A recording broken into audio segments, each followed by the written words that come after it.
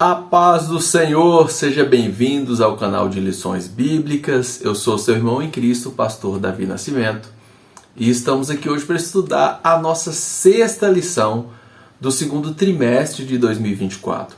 Nós temos estudado durante esse trimestre a carreira que nos está proposta, a jornada do cristão, os desafios que ele enfrenta, as batalhas travadas, o destino que o aguarda. E hoje, especificamente, na lição de número 6, nós vamos estudar as nossas armas espirituais. Hoje vamos conhecer quais são as nossas armas para pelejar contra o inimigo, contra os inimigos que se levantam, os desafios que se levantam. Na lição anterior, nós estudamos o inimigo do cristão, os inimigos do cristão. E aí nós vimos que temos o pecado, o mundo e o diabo, que orquestra tudo isso, a rede de desobediência contra Deus. E hoje nós vamos entender quais são as armas que podemos usar contra esses adversários, contra essa teia que Satanás, que o diabo prepara para paralisar o crente, para que ele não alcance o seu objetivo. Amém? Então vamos aqui ao nosso texto áureo. Você que é a primeira vez que está aqui no canal, nós temos ultimamente trabalhado principalmente com um olhar mais aguçado para o texto áureo, para a verdade prática e para a leitura bíblica em classe. Nós focamos aqui na parte dos textos, que são referências para a lição, e aí nós trazemos algumas riquezas que podem ser extraídas desse tema e desses textos bíblicos. O nosso texto áureo está em 2 Coríntios 10 e o versículo 4, que o apóstolo Paulo diz o seguinte: porque as armas das nossas milícias não são carnais, mas sim poderosas em Deus para destruição das fortalezas. Aqui especificamente o apóstolo Paulo está dizendo de uma situação que tem pessoas ali naquela igreja que se levantam contra o ministério do apóstolo Paulo. Porque a igreja tem disso, sempre tem um grupinho que gosta de falar mal das lideranças, que gosta de falar mal de pessoas que trabalharam, que doam a vida em favor da obra de Deus. Você que está lidando no ministério sabe muito bem como que é isso. Há uma disputa velada, e isso, por exemplo, nós encontramos nos discípulos de Jesus. A mãe de 2 discípulos chega a Jesus e diz: mestre, eu quero te fazer um pedido, que o meu filho, um possa sentar à direita e outro à esquerda. Aquela coisa de achar que o reino de Deus ele traz esse tipo de benefício, de colocar em situações de destaques. E aí Jesus fala: se vocês soubessem o tamanho do cálice, o peso do cálice que eu vou ter que beber, vocês não pediriam isso. Só pode pedir isso quem é capaz de estar disposto a beber o cálice que eu vou beber. E nós sabemos que ele estava falando da entrega. O estar em uma posição elevada é para todo aquele que entende ali o que o apóstolo Paulo fala aos filipenses, que nós precisamos ter uma percepção e o mesmo sentimento que houve em Cristo Jesus, que sendo Deus, não quis estar no lugar de Deus, mas se humilhou. E humilhou se tornando homem, e sendo homem se humilhou até a morte de cruz. E por isso Deus o exaltou. Ele vem com uma missão de reconciliar o homem. Então ele se humilha para que o propósito de Deus seja cumprido. E aí as posições de destaque são para todo aquele que se humilha e automaticamente entra no propósito, no projeto de Deus. E Deus com certeza o exalta. Mas nesse caso aqui, em Corinto, nós temos essa questão que é uma questão humana. As pessoas querem ocupar posições de destaque no ministério e aí começam a se levantar contra lideranças. Nesse caso, o apóstolo Paulo está sofrendo com essas questões. Ele fala: olha, já exortei por cartas, mas quando eu for pessoalmente, eu vou ser duro com essas pessoas. Vou precisar agir de forma severa. É claro que tratando eles de acordo com a palavra, de acordo com os preceitos do Evangelho, porque eles estavam agindo de forma incoerente com a essência do Evangelho.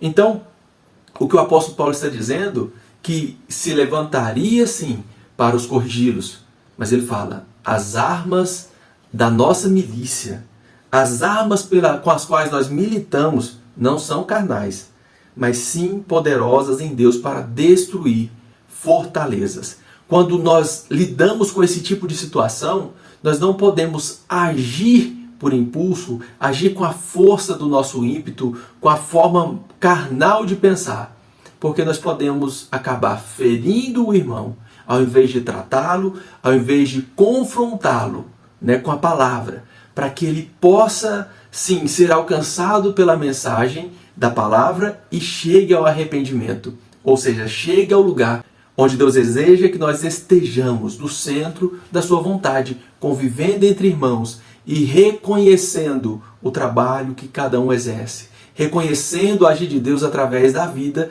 do irmão que está trabalhando em prol do reino de Deus. Independente de qual trabalho essa pessoa está exercendo, mas todos trabalham para glorificar a Deus. Na primeira carta, por exemplo, aos Coríntios, o próprio apóstolo Paulo fala de situações que dividiam a igreja ali, e uns diziam, eu sou de Paulo, eu sou de Apolo, outro eu sou de Cefas, ou seja, de Pedro, e ele fala, quem é Paulo, quem é Apolo? Por acaso algum desses morreu por vocês? E ele diz que um planta, o outro rega, Deus dá o crescimento. Mas diante dessas picuinhas, dessas divisões dentro da igreja, o apóstolo Paulo diz que será severo com eles e confrontará-los, mas não com armas carnais, não com força humana, porque quem nos dá vitória é Deus quando utilizamos as armas que Ele nos concede. Aleluia! Você pode glorificar ao nome do Senhor, sabendo que Ele te dará vitória se você usar as armas corretas. Ele tem compromisso com o reino dele. Ele tem compromisso com todo aquele que se dispõe a fazer a sua obra. E Ele não deixará os seus servos, os seus filhos, envergonhados. A nossa verdade prática nos diz que diante da batalha espiritual, temos poderosas armas espirituais à nossa disposição. Primeiro, temos a palavra de Deus, a oração e o jejum. Essas três armas são as armas que o cristão utiliza para combater os inimigos da nossa jornada, que tenta nos impedir. Palavra, oração e jejum. A palavra que foi inspirada pelo Espírito Santo lá contém todas as diretrizes, todos os mandamentos e tudo que agrada a Deus, ao Pai, e nos dá a direção de onde nós precisamos chegar. Então todo perigo que tenta nos afastar do propósito é através da palavra que nós temos como bússola, como um norte. A oração é a forma em que nós nos comunicamos com Deus, através da mediação que é feita pelo Espírito Santo, que faz com que as nossas orações sejam levadas a Deus e Ele ministra aos nossos corações para que nós nos lembremos do que lemos, do que fomos alcançados através da palavra. Ele faz com que nós lembramos de tudo o que nós lemos, de tudo que nós estudamos e faz com que nós não sejamos enganados. Já o jejum é uma forte arma para que nós possamos demonstrar ao nosso corpo que não fazemos as vontades do corpo, mas nós subjugamos essas vontades à vontade de Deus, para estar debaixo da vontade de Deus. Nós encontramos aqui na nossa leitura bíblica em classe um texto muito interessante de uma batalha, de uma verdadeira batalha espiritual. E nós não olhamos isso às vezes como batalha espiritual. Nós colocamos batalha espiritual como os cultos de libertação, onde a manifestação demoníaca, a gente põe a mão sobre a cabeça e expulsa o demônio ali quando há manifestação. Mas tem muitos demônios que estão trabalhando no silêncio, estão trabalhando de forma sutil, minando algumas áreas da nossa vida. E nós precisamos entender como essa batalha funciona. Nós precisamos entender as estratégias e como o inimigo das nossas almas se utiliza disso, e como nós podemos vencer. Nós temos aqui o texto de Lucas, a tentação de Jesus, a tentação que Jesus passa, e o Lucas registra isso no início do ministério de Jesus, está em Lucas capítulo 4. E aí nós percebemos aqui a forma como Jesus vence essa tentação. Primeiro, o texto diz que Jesus, cheio do Espírito Santo, voltou do Jordão e foi levado pelo Espírito ao deserto. Então, A primeira coisa é que Jesus está cheio do Espírito Santo. O Espírito Santo desce no batismo, né, e pousa sobre Jesus em forma de uma pomba. E ali inicia-se o processo do ministério de Jesus. E durante todo o ministério de Jesus, Jesus é movido pelo Espírito Santo. Para vencermos, nós precisamos estar debaixo da direção do Espírito Santo. Nós precisamos estar cheios do Espírito Santo. E como é que se enche do Espírito Santo? Através de uma vida de devoção, de oração, de consagração, de busca, ou seja, uma vida de relacionamento com o Espírito Santo. Então Jesus está cheio do Espírito Santo e é levado pelo Espírito Santo para ser tentado. Ele é levado ao deserto e lá no deserto é tentado. Mateus diz que ele é levado pelo Espírito para ser tentado. Então, toda tentação que acontece, ela acontece com uma permissão de Deus. E ele permite que nós sejamos tentados, provados. E essas tentações, como o Tiago diz, elas acontecem por causa da nossa concupiscência. Nós vamos entender aqui que o diabo se utiliza inclusive dessas concupiscências, dessas vontades humanas. E aí, nós pensamos assim, mas Jesus tinha concupiscência? Ele tinha jejuado, ele está com fome. E o que é a primeira tentação? Transforme essas pedras em pães. Já até adiantei aqui um pouco o texto, nós precisamos ler aqui o versículo 2, porque o transformar as pedras em pães, né, está no versículo 3, ainda temos o versículo 2 aqui. Mas o fato é que Deus permite que nós sejamos tentados pelo diabo para que nós possamos vencer. Mas só vencemos quando estamos cheios do Espírito Santo e quando utilizamos a palavra, que nós vamos perceber que toda a tentação utilizada pelo diabo aqui, nessa situação, nessa circunstância, dessa primeira tentação apresentada aqui na vida de Jesus, que está relatada nos registros, né, bíblicos, Jesus vence todas elas através da palavra. Está escrito, está escrito. E aí nós vamos perceber que de forma sutil o diabo vai utilizando, né, de situações que parece chamar a atenção, né, parece ser uma necessidade ali aparente naquele momento. Mas nem toda necessidade ela precisa ser sanada de forma imediata, e dependendo da forma que ela for sanada, nós estaremos confrontando a vontade de Deus, nós estaremos indo contrário à vontade de Deus. E é isso que Jesus mostra para nós aqui nessa situação. Versículo 2. E 40 dias foi tentado pelo diabo, e naqueles dias não comeu coisa alguma, e terminando os dias, né, ele teve fome. Jesus teve fome. E é aqui que o diabo se utiliza dessa tentação que nós conhecemos como a primeira. Mas aqui está dizendo que ele foi tentado durante os 40 dias. Enquanto estava jejuando, não ficou livre, não. Às vezes você pensa, eu estou jejuando, então vou ficar livre de tentação, de problema. Meu irmão, parece que toda vez que nós pensamos e colocamos em prática um propósito, vou orar por essa situação, vou jejuar por essa situação, parece que é aí que o inimigo se levanta. Às vezes, do nada, a esposa, o marido começa a implicar com uma coisa, algo começa a incomodar, e aí começa a surgir temas e coisas, né, do trabalho, amigos de trabalho, vizinhos, que você fala, meu Deus, se você não tiver um discernimento, você acaba entrando naquele ciclo ali do qual o diabo está nos tentando e querendo de alguma forma nos parar, mostrar para nós, dizer, né, lançar no nosso rosto dizendo, você não é cristão, você não está aí querendo buscar a Deus e envolvendo nessa situação. Quantas vezes a gente começa um jejum, começa um propósito, de repente você se envolve numa situação e fala, meu Deus, para que eu vou jejuar? Vou perder tempo, olha o que eu acabei de fazer. E aí nós precisamos estar atentos a isso, porque ele vai de alguma forma nos tentar. E ele tentou 40 dias. Só que depois de terminar 40 dias de jejum, Jesus teve fome. Jesus teve fome e ele utiliza disso. Ele vem e de forma sutil fala, se você é realmente filho de Deus, né, ou seja, deu uma demonstração de poder, você não é filho de Deus, ele sabia quem Jesus era. Só que ele se utiliza dessa forma sutil, se você é mesmo, então faz isso. E Jesus não tinha que provar nada para Satanás. Jesus, apesar de saber que tinha uma necessidade, que havia fome, ele sabia que mais importante do que saciar um desejo que era justo, algo que era necessário, uma necessidade fisiológica, ele sabe que primordial é agradar a Deus. Ele fala, nem só de pão viverá o homem. Está escrito. Nem só de pão viverá o homem, mas de toda palavra que sai da boca de Deus. Quantas pessoas nesse tempo têm caído nessa armadilha de dizer: ah, meu corpo precisa disso, é uma necessidade que eu tenho, então eu posso fazer isso porque é o meu corpo, eu tenho essa necessidade. Então Deus não nos prova além das nossas forças.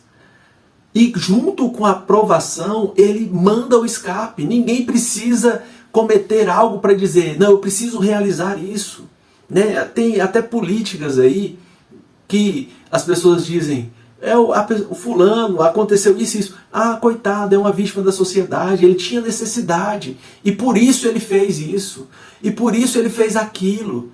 E nós precisamos tomar o cuidado de não cometer esse erro por causa de uma necessidade fisiológica, por causa de uma necessidade aparente, nós colocarmos essa necessidade acima da vontade de Deus, acima da direção de Deus. Nem só de pão viverá o homem, mas de toda palavra que sai da boca de Deus, que procede de Deus. Nós temos aqui, meu irmão, a palavra que procede de Deus. Toda essa palavra foi inspirada pelo Espírito Santo. E nós precisamos direcionar a nossa vida a partir da vontade de Deus, da direção de Deus. Então Jesus vence a primeira tentação de satisfazer essas vontades, esses desejos, através da palavra. Ele diz: está escrito, nem só de pão, nem só de satisfazer as necessidades fisiológicas, as necessidades aparentes, mas sim de fazer a vontade de Deus, do Deus que supre cada uma das nossas necessidades. Jesus, por algum momento, ficou sem comer ali enquanto era tentado pelo diabo, mas logo em seguida ele teve a oportunidade de comer. Em tempo oportuno ele teve condição de se alimentar, de alimentar o seu corpo e matar a sua fome.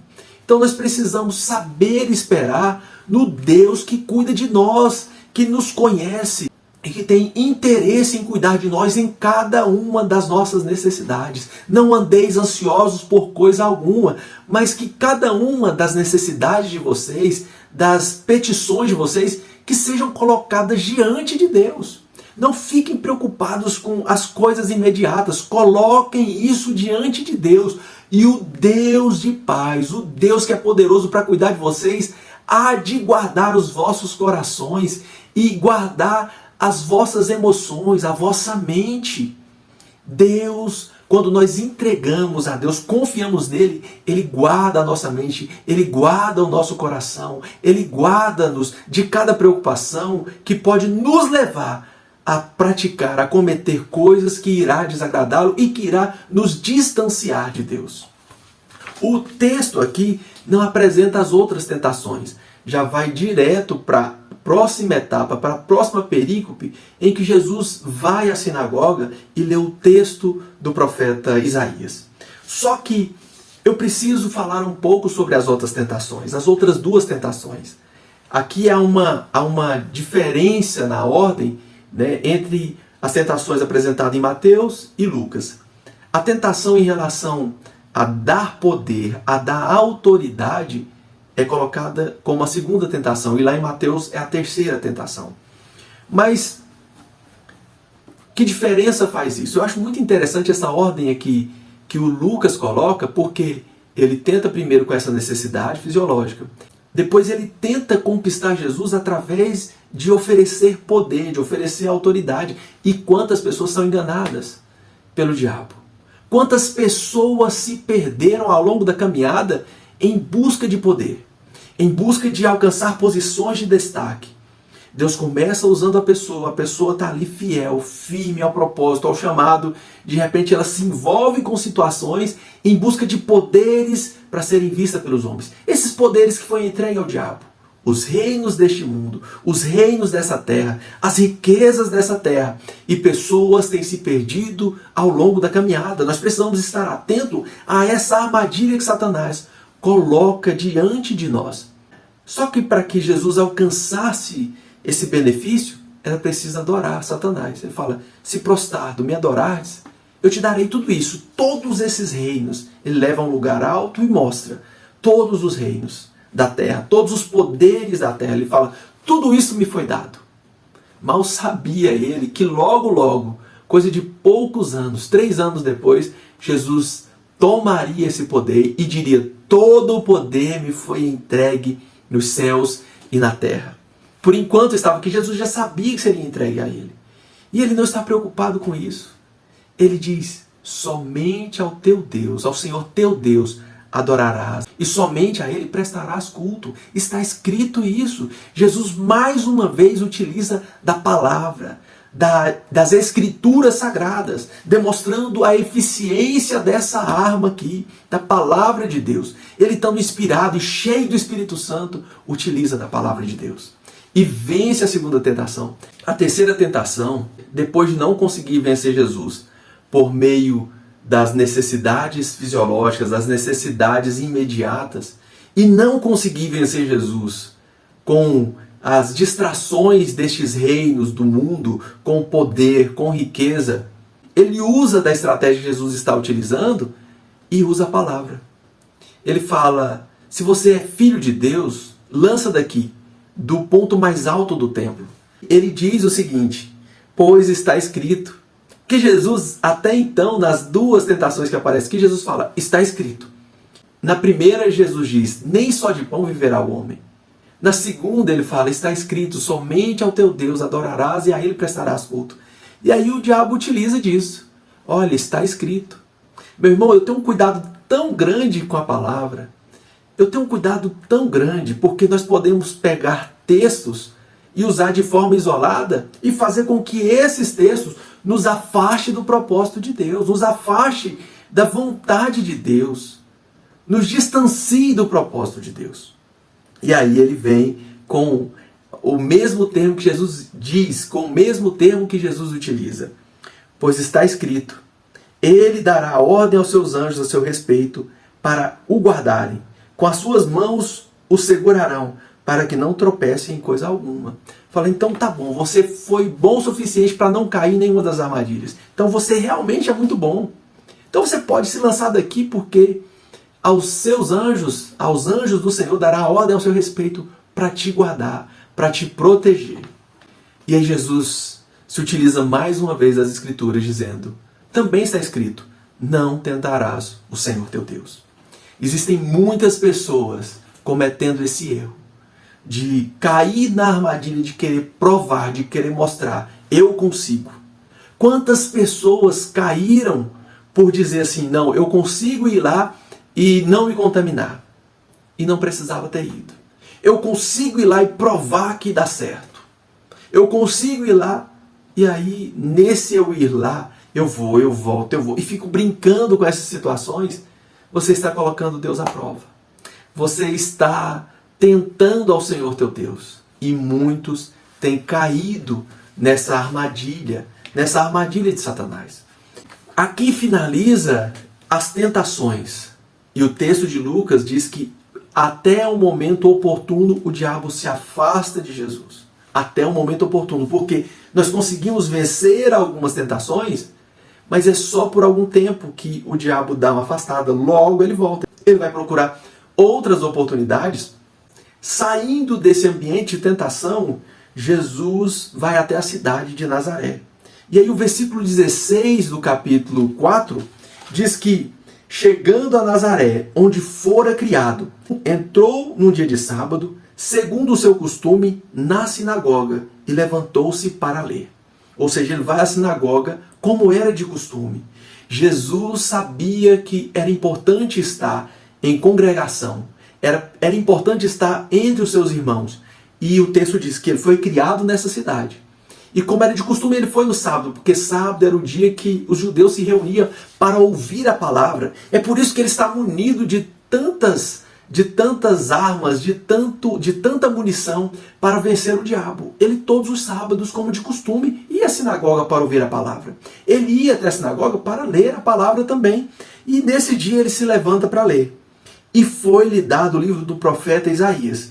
E quando abriu o livro, achou o lugar em que estava escrito. Olha só, isso aqui tem um detalhe muito interessante que eu acho lindo nessa passagem, porque hoje a gente pensa assim: abriu o livro do profeta Isaías, você pensa assim, abriu, profeta Isaías, aqui deu Crônicas, né? Provérbios. Ainda assim, né, sair exatamente numa parte já seria algo muito interessante. A gente pensar assim, abriu, aqui, agora deu Isaías 32, 33, e só que não era assim que as coisas aconteciam. Talvez você saiba, mas às vezes passa desapercebido, né? Não existia livros. A imprensa com livros dessa forma é de 1500 para cá, ou seja, quase 1500 anos depois que acontece esse fato aqui. Então, Jesus pega o livro e os livros eram em rolos. Era um pedaço aqui de papiro, de pergaminho, dependendo da condição de quem tinha o livro, de quem tinha o texto, e esse texto era escrito de forma corrida. Então a pessoa ia desenrolando, né, desenrolando o texto e passando e passando. O fato é que eles vinham lendo em sequência, porque estudavam em sequência o texto bíblico, numa época que não havia separação de capítulo, que havia separação de versículo, eles iam lendo a sequência do livro. E aí esse texto vai sendo passado, cada semana alguém lê uma parte do livro do profeta Isaías, até porque as sinagogas não tinham, talvez algumas sinagogas nem tinham exemplares de todos os livros do Antigo Testamento, por exemplo. Porque era muito caro para se ter um livro, né? Então, o fato que o profeta Isaías era um profeta muito importante para o judeu, e eles tinham aquele livro ali e estão lendo cada semana em uma passagem. No dia que Jesus vai ler, abre-se exatamente nessa passagem. Como eu disse, não foi assim, abrindo assim. O texto que sai de um rolo, de um cilindro, e é enrolado em outro cilindro, né? Jesus não ficou ali horas passando aquilo para achar aquilo e ler essa parte. E quando Jesus pega o texto para ler, está exatamente na passagem que diz: o Espírito do Senhor está sobre mim, pois me ungiu para evangelizar os pobres. Enviou-me a curar os quebrantados de coração e a apregoar liberdade aos cativos, a dar vista aos cegos e pôr em liberdade os oprimidos, a anunciar o ano aceitável do Senhor. E encerrando o livro e tornando a dá-lo ao ministro, assentou-se, e os olhos de todos na sinagoga estavam fitos nele. Na sequência ele diz: hoje chegou esse dia. Esse dia chegou. O que eu acho muito interessante aqui, na conexão entre as duas passagens, que você pode olhar e falar, não tem conexão nenhuma. Jesus inicia o seu ministério e a primeira coisa que ele diz por que ele veio. Ele vem para curar os enfermos, evangelizar os pobres, ou seja, trazer boas notícias aos pobres, de uma riqueza, de um reino do qual Deus é Senhor sobre todas as coisas, e nos convida a esses pobres a adentrar nesse reino. No Sermão do Monte ele diz: bem-aventurado os pobres, pobres em espírito, aqueles que reconhecem que não tem nada, não tem ninguém para os ajudá-los, porque quando eles entendem isso, Deus começa a governar. É sobre isso que Jesus está dizendo. Ele está trazendo boa notícia a essas pessoas, de que Deus pode governar a vida deles e pode trazer riquezas insondáveis, que são riquezas eternas, não são riquezas corruptíveis. Ele vem para curar quebrantados de coração. Ele vem para pregoar liberdade a cativos, dar vista aos cegos, pôr em liberdade oprimidos e anunciar o ano aceitável do Senhor. Sabe qual a conexão? Se Jesus tivesse cedido às tentações, o ministério dele teria acabado ali. Ele não cumpriria esse propósito de anunciar essas boas notícias, de trazer liberdade a cativos, de dar vista aos cegos, de fazer com que as pessoas pudessem ver a Deus, a ver o projeto, o propósito de Deus. E aqui nós entendemos que precisamos vencer as armadilhas, precisamos utilizar das armas que Deus nos dá, para que o propósito de Deus seja cumprido, para que o reino de Deus seja estabelecido, para que mais pessoas possam conhecer esse reino, a boa notícia de salvação possa alcançar os pobres, essas pessoas que não têm condição de pagar a sua dívida. O pobre é todo aquele que tem dívidas impagáveis diante de Deus, mas que o sacrifício de Jesus pagou as dívidas de toda a humanidade. Basta nós reconhecermos Mas se nós formos vencidos pelas tentações das necessidades imediatas, pela tentação de busca de poder, de busca de riquezas materiais, ou pela tentação de achar que por não ter caído em nenhuma das duas, você pode começar a colocar em risco o seu relacionamento com Deus, tentando ao Senhor teu Deus. Então, as armadilhas de Satanás, elas fazem de tudo para nos parar. E nós precisamos utilizar dessas armas para vencer a forma como Satanás vai tentar de todas as formas nos dissuadir, nos enganar, nos ludibriar, para que essas coisas aqui não alcancem outras pessoas. Porque Jesus continua trazendo mensagem de evangelização, de boas notícias aos pobres. Jesus continua trazendo cura aos quebrantados de coração. Jesus continua libertando cativos, dando vista aos cegos e pondo em liberdade aos oprimidos, através da minha e da sua vida. E se nós falharmos, cairmos no meio do caminho, as pessoas não conhecerão a Cristo, não conhecerão o agir do Cristo, o que o Cristo pode fazer por elas. Para finalizar, eu quero falar sobre as armas que é apresentada em Efésios capítulo 6. Na carta aos irmãos da cidade de Éfeso, o apóstolo Paulo apresenta as armaduras para que nós possamos vencer.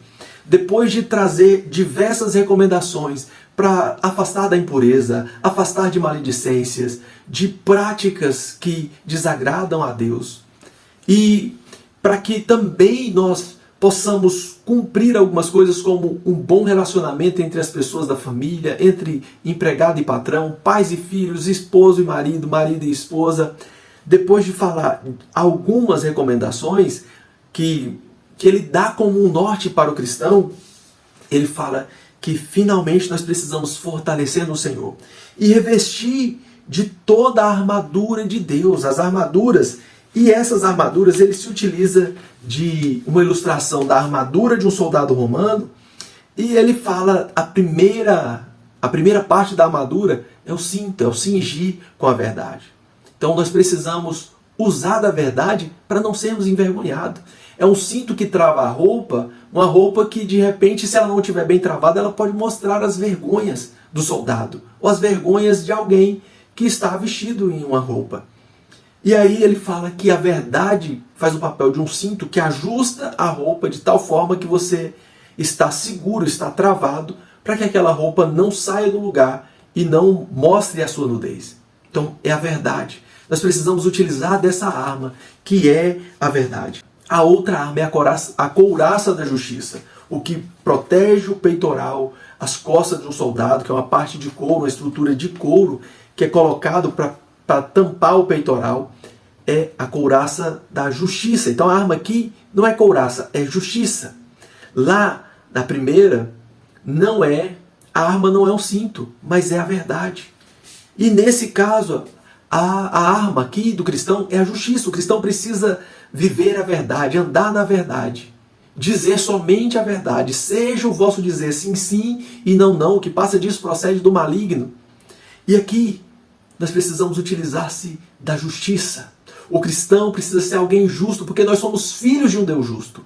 Como um filho representará um pai que é justo e nós agindo com injustiça? As pessoas vão dizer, você não é filho de Deus. Porque se Deus é justo e você não é, ou seja, ou você ou seu pai não é justo, e eu não acredito nesse Deus que não é justo, ou você é um mentiroso. Ou seja, está andando na mentira e não na verdade. Então nós precisamos agir com justiça, tendo os pés calçados com a prontidão do Evangelho da paz. Nós precisamos usar da arma de evangelização, do Evangelho que está disposto a avançar, porque é uma arma. Lembra que eu disse que se Jesus tivesse desistido, o projeto de Deus teria parado?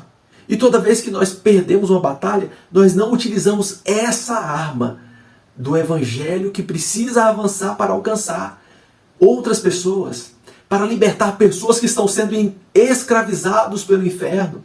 Nós somos a eclésia, os chamados para fora, dos quais Jesus disse, As portas do inferno não prevalecerão contra vocês, contra os que foram chamados para fora. E vocês estarão, com certeza, trazendo outros de lá do inferno, tirando da escravidão que Satanás tem implementado sobre a vida de pessoas. Então, essa é uma arma que nós precisamos utilizar, uma arma de ataque, o evangelho que calçado como uma sandália, ele vai em direção aos que estão perdidos.